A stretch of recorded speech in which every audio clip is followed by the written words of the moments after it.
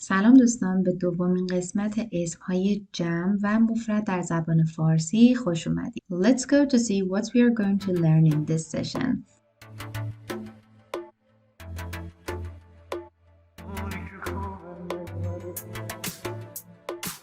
Okay, in the previous session we worked on plural suffix with ha, plural suffix on, and nouns ending in a, e, and u. Okay, in this video we want to work on nouns ending in o and nouns ending in e.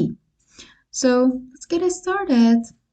کلماتی که با او تموم میشن like خسرو, like what we had in the previous session, they will sound like v and they don't sound like o anymore. کلمه هایی که آخرشون و دارن یا میشه گفت صدای او میدن، مثل خسرو، پیرو. وقتی که جمع میبندیمشون و بهشون آن اضافه میکنیم صدای و میدن. Some people say, بعضی از مردم میگن خسروان، بعضی میگن خسروان.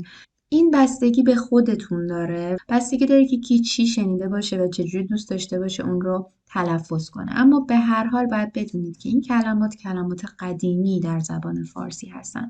اینجا یه مثال دیگه براتون آوردم که هم میتونید بگید پیروان، هم میتونید بگید پیروان. پس هر دوتاش یه معنی میده. من خودم بیشتر پیروان رو شنیدم تا پیروان. اینکه شما چجوری این کلمه رو بخونین بستگی به خودتون داره.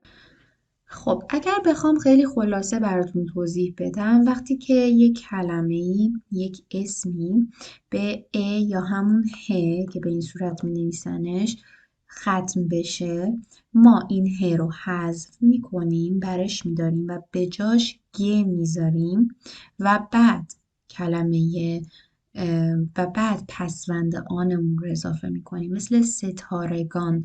And here we just have the sound of e. Okay, we don't have any he to show that we're saying e. So ستاره, پرنده, خواننده, that all of them ends with he or the sound e. First we remove he, then we add ge, after that we add on.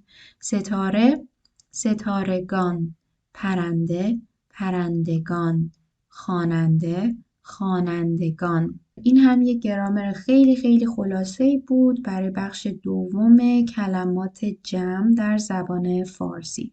شما میتونید برام چند تا مثال بزنید یا اگر سوالی دارید و نمیدونید چجوری یک کلمه رو جمع ببندید، یادتون نره که حتما توی کامنت از من بپرسید.